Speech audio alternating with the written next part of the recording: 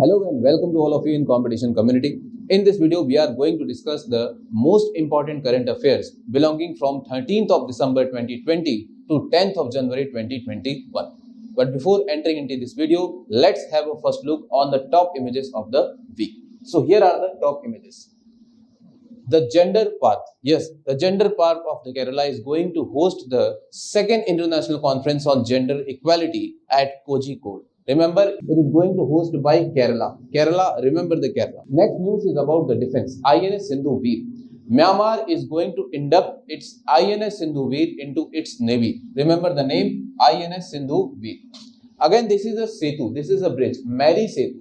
Mary Setu is going to connect our south of Tripura to the Ramgarh of Bangladesh. The Mary Setu. Remember the bridge name Mary Setu. Next is ICG, Indian Coast Guard, signed pact with 7 Asian countries for cooperation of maritime search and rescue. Next picks are, it is a 4th Global Ayurveda Festival. Kerala is going to host the 4th Global Ayurveda Festival, which will be organized from 12th to 19th of March 2021. Next image, world's largest floating solar point.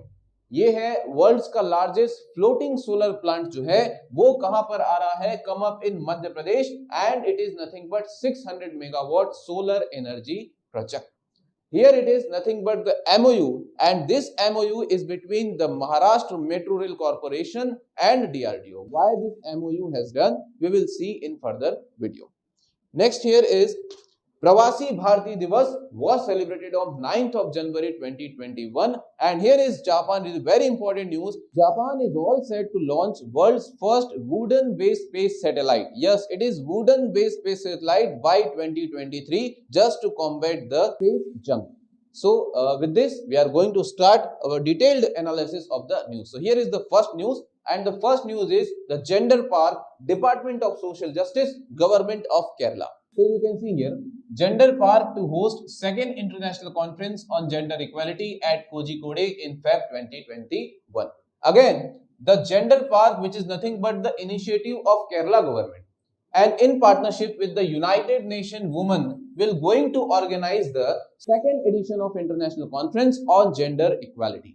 And it is going to conduct on Kozhikode. Exact location is Kozhikode campus. The Gender Park है और Kozhikode campus है. कब होगा? February 2021 में launch होने वाला है. The conference will be 3 days long. 3 days का conference होने वाला है, and the theme will be gender in sustainable entrepreneurship and social business. The mediating role of empowerment के लिए यह कॉन्फ्रेंस किया जाने वाला है. तो वुमेन एम्पावरमेंट के लिए हम ये जेंडर जो कॉन्फ्रेंस है वो करने वाले हैं. So this event will be a digital format, obviously because of pandemic this event will be in digital format, remember. And the first edition of this conference was on 2015. This was the first edition, but this is going to conduct the second addition.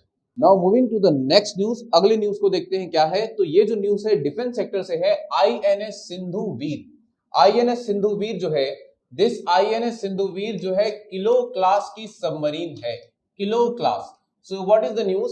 Myanmar, the name of the country is Myanmar, officially inducted the kilo class submarine into its navy under the name UMS Minye Thien Kathu. Actually, this submarine was inducted by the Myanmar into its navy, and this submarine is named after his national hero. The name of the national hero is Minye Thien Kathu. That's why the name of this submarine is UMS Minye Thien Kathu. The submarine was handed over to India to Myanmar in October 2020, and this is the first and only submarine in Myanmar's navy. इकलौती submarine Myanmar की navy में है, और जाहिर सी बात है it is also the first time that India has given a submarine to any other country. तो वहां का जो नेशनल हीरो है मिनिये तीन कथू, उसके नाम पे इस सबमरीन को रखा गया है, पहली बार है. और यह भी ध्यान रखना कि इंडिया का एक विजन है, क्योंकि अगर दूसरे कंट्री को आपने सबमरीन दिया है तो इंडिया का एक विजन होगा, and this satisfies the India's vision to SAGAR, security and growth for all in the region. Remember the full form, security and growth for all in the region. So moving to the next news. अगली news को देखते हैं क्या बोलता है. अगली news है Indian coast guard के बारे में. तो in the news, Indian coast guard ICG sign pact with 7 Asian countries. तो सबसे पहले तो क्वेश्चन ये बनता है कि कितने कंट्रीज के साथ ICG ने एक पैक्ट को MOU किया है? तो 7 कंट्रीज के साथ। कौन कौन से 7 कंट्रीज हैं? Japan, Philippines, Thailand, Myanmar, Sri Lanka, Indonesia and Vietnam. So ICG, Indian Coast Guard, signed pact with these 7 countries. For what? For the cooperation in maritime search and rescue operation में cooperation करने के लिए ही इन्होंने इस MOU को किया है। Actually, ICG जिसको आप कहते हो Indian Coast Guard is conducting maritime exercises and training activities regularly with these 7 countries. And that's why ICG signed pact with these 7 countries. India is signatory to the Maritime Research and Rescue SAR का signatory है India, याद रखना 1979 से, और ratified हुआ है 2001 में, ये रेटिफाइड हुआ है। तो हमको 7 कंट्रीज के नाम यहां पर पहले तो याद रखने होंगे। चलो उसके बाद बढ़ते हैं अगली न्यूज की तरफ। तो अगली न्यूज में हमको एक सेतु दिख रहा है। It is nothing but the Maitri Setu. So the Setu which you are looking in the picture is nothing but the Maitri Setu. I can show here Maitri Setu, the name of the Setu. What is the importance of this Maitri Setu? Actually, the construction of this Setu was started on 2017, but it got delayed due to the COVID-19 pandemic. Here, this Setu will connect our Tripura state with which country? So this question may be asked in the examination. So Tripura.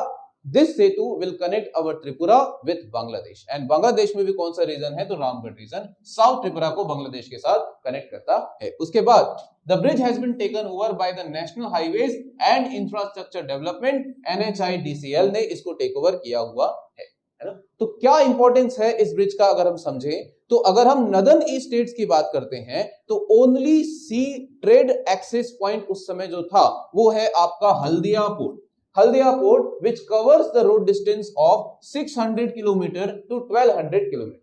But because of this Maitri Setu, this road distance will reduce from 75 km to 600 km. This is the importance of this Setu. That's why this news I have taken as a most important news. Now remember about Tripura. So who is the Chief Minister of Tripura? Biplab Kumar Deb. ये Chief Minister है। क्या है capital? तो Agartala capital है। और governor भी याद रखिएगा, रमेश बैस जो है वो त्रिपुरा के गवर्नर है। Maitri Setu connects Tripura with Bangladesh. Next news है 4th global Ayurveda festival. Actually the world's largest festival of Ayurved community. It is world's largest festival of Ayurved community, which is going to organize on 12th to 19th of March 2021. कहां पर organise होगा? तो remember the place, it will be organised in Kerala, और ये जो है virtual conference होगा। क्या होगा? तो यह एक वर्चुअल कॉन्फ्रेंस होगा। याद रखना कहां होगा? तो ये केरला में होगा। ये क्वेश्चन यहां पर बनता है। इसे आप कहते हो ग्लोबल आयुर्वेद फेस्टिवल 2021, इस नाम से जाना जाता है। So the global Ayurveda festival 2021 is aimed to global discussion करना, आयुर्वेद के बारे में ग्लोबल डिस्कशन करना, और फॉर डेवलपमेंट ऑफ आयुर्वेद ये इसका एम रखा गया है। What is the theme? See यहां पर जो है 3 थीम दी गई है। इंटरनेशनल आयुर्वेद सेमिनार की आयुर्वेद अ पोटेंशियल प्रॉमिस, ये थीम दी गई है। दूसरा है इंटरनेशनल डेलीगेट असेंबली थीम 2021, ये वाली ज्यादा इंपॉर्टेंट हो जाती है, ध्यान रखना। इसके लिए है globalising Ayurveda scope challenges and solutions, ये वाली थीम हो जाएगी। ठीक है, सेकंड वाली थीम। उसके बाद इंटरनेशनल बिजनेस थीम 2021 जो है ग्लोबल आयुर्वेद फार्मेसी के लिए प्रैक्टिसेस, पॉसिबिलिटीज एंड पॉलिसीज। तीनों थीम याद नहीं रखना है, सेकंड वाला थीम जो है वो आपके लिए इंपॉर्टेंट हो जाता है। So this exhibition will be organized virtually and having the stalls of all the companies, all the Ayurved companies from all over the world, है ना। तो इसलिए इसको एक्सपो बोला गया, याद रखना। So this event will also focus the relevance of Ayurved in COVID-19 से जो आयुर्वेद का जो relevance है उसको बढ़ाएगा, and also its importance in enhancing immunity। तो कोविड की सिचुएशन में आयुर्वेद की इंपॉर्टेंस को भी ये सामने लेकर आएगा। चलो बढ़ते हैं आगे बढ़ते हैं, और अब हमको दिख रहा है डीआरडीओ और महाराष्ट्र मेट्रो के बीच में जो एमओयू साइन हुआ है। तो रीड द न्यूज।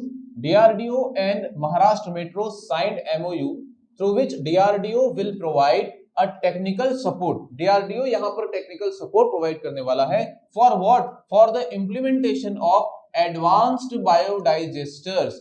बायोडाइजेस्टर को बनाने के लिए डीआरडीओ जो है वो टेक्निकल सपोर्ट देने वाला है। क्यों? और टेक्नोलॉजी वहां पर जो यूज करोगे वो टेक्नोलॉजी होगी MK2 technology.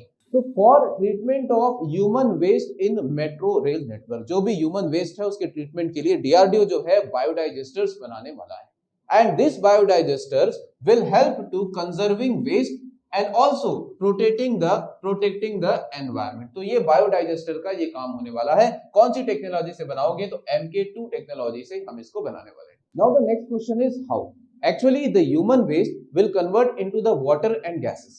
So after converting water and gases, this will be used for cooking purpose and for irrigation purpose also. So दो पर्पस जो है वो यहाँ से सॉल्व होने वाली है। ये काम कौन करेगा? बायोडाइजेस्टर ये काम करने वाला है।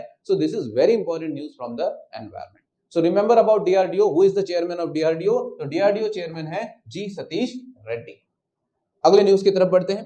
अगला न्यूज क्या बोलता है? तो ये न्यूज है वर्ल्ड का लार्जेस्ट फ्लोटिंग सोलर प्लांट है। वर्ल्ड का लार्जेस्ट तो है लेकिन सोलर प्लांट नहीं है, फ्लोटिंग सोलर प्लांट है। फ्लोटिंग, तो ये जो शब्द है ये बदल जाएगा और came up in Madhya Pradesh में आने वाला है ये floating solar plant.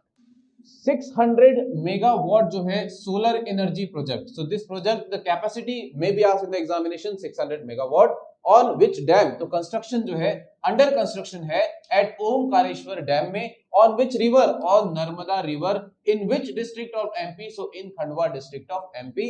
Is all set to begin power generation by the year 2020, 22, 23। So याद रखना कैपेसिटी जो है वो 600 मेगावाट है।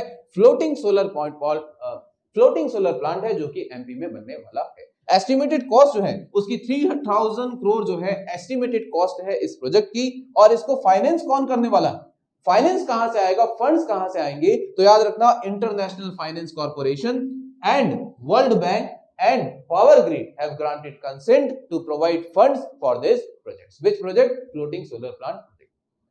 ये भी याद रखना एमपी की बात करें तो वहां पर एक रामसर साइट्स है जिसको आप भोज वेटलैंड्स के नाम से जानते हो, रामसर साइट्स। और नर्मदा रिवर की बात करें तो एक डैम यहां पर याद रखना इंदिरा सागर डैम। इंदिरा सागर डैम जो है वो नर्मदा रिवर पर है, नर्मदा रिवर पर। और चंबल रिवर, एमपी की बात करें तो चंबल रिवर पर। गांधी सागर डैम जो है वो चंबल रिवर पर आ जाता है। कौन सी रिवर? तो चंबल पे। नर्मदा पे इंदिरा सागर और चंबल पे जो है वो गांधी सागर डैम आता है। ओके, याद रखिएगा। नेक्स्ट न्यूज की तरफ चलते हैं। अगली न्यूज है, ये जो न्यूज है देखो इसकी हेडिंग्स पढ़ लो, बहुत इंपॉर्टेंट न्यूज है। कहता है कि वर्ल्ड की फर्स्ट वुडन सैटेलाइट जो है, देख रहे हो आप, ये एक वुडन सैटेलाइट आपको दिख रही है, to be launched by Japan. ये कंट्री भी इंपॉर्टेंट है, यहां सामने जो लिखा हूं ये सब डायरेक्ट क्वेश्चंस बन सकते हैं। In 2023 for what? To reduce the space junk. Space junk को रिड्यूस करने के लिए जापान ने वर्ल्ड का पहला वुडन स्पेस सैटेलाइट जो है लॉन्च करने वाला है 2023 में। तो एज पर दिस न्यूज, एक फॉरेस्ट्री कंपनी है जिसका नाम है Sumitomo. Forestry company Sumitomo Japan की कंपनी है। And one university that is Kyoto University of Japan is all set to launch wood based space satellite by 2023 to combat the problem of space junk. Space junk की problem को combat करने के लिए। In this regard, several wooden materials are being tested. Several wooden materials are being tested by the research team to find a suitable one for this mission. तो एक to material choose करेंगे बहुत सारों में से, कौन? एक रिसर्च टीम ये सब काम कर रही है। चलिए, according to ESA, European space agency, according to European space energy, there are 130 million pieces of debris जो हैं due to human activities. So ESA मतलब European space agency is also planning to launch a mission to collect this debris by 2025. ESA भी एक mission launch करने वाली है। According to the world economic forum report, there are 6000 more than 6000 satellite which are circulating to the earth. तो पहला space कौन बना रहा है? वुडन बेस्ड सैटेलाइट जो है वो जापान बना रहा है। Okay, next question, next news देखते हैं।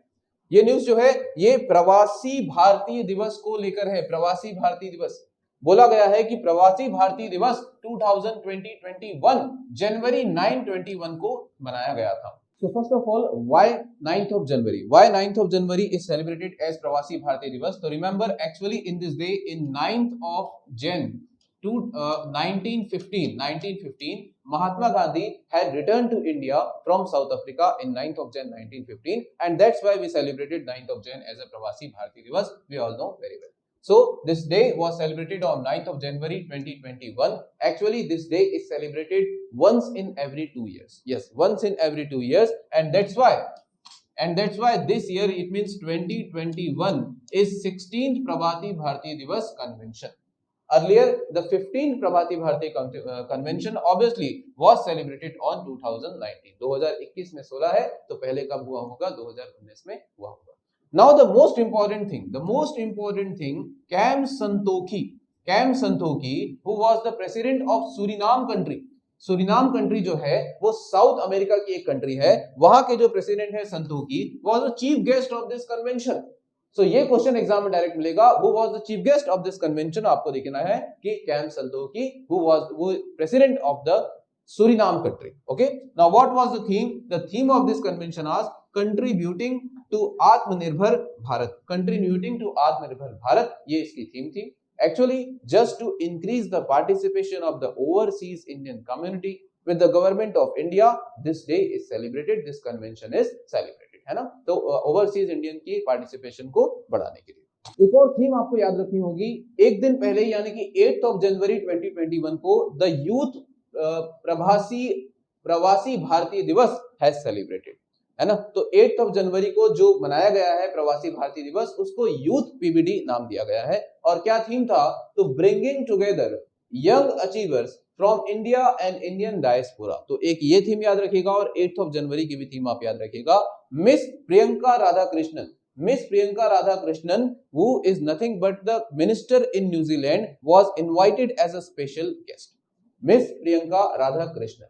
Actually in the same day coffee table book भी रिलीज किया गया है. कॉफी टेबल बुक जिसका टाइटल था Modi India calling 2021. Modi India calling 2021 and the author of this book is nothing but senior BJP leader जिनका नाम है विजय जॉली. विजय जॉली जो है वो सीनियर बीजेपी लीडर है. उनकी ये बुक है जिसका नाम है मोदी इंडिया कॉलिंग. इसको भी रिलीज किया गया था. Actually in this coffee table book has over hundreds of photographs of prime minister Narendra Modi, of his 107 overseas and bilateral visits. तो ये जितने भी विजिट्स किए नरेंद्र मोदी ने उस सब की फोटोग्राफ, हंड्रेड्स ऑफ फोटोग्राफ्स इस बुक में है. मोदी इंडिया कॉलिंग 2021 बुक में आपको मिलेंगे, which was authored by Vijay jolly. So my dear students, this was the most important current affairs up to 10th of January. We will meet in the further video with the further most important news. Thank you and take care.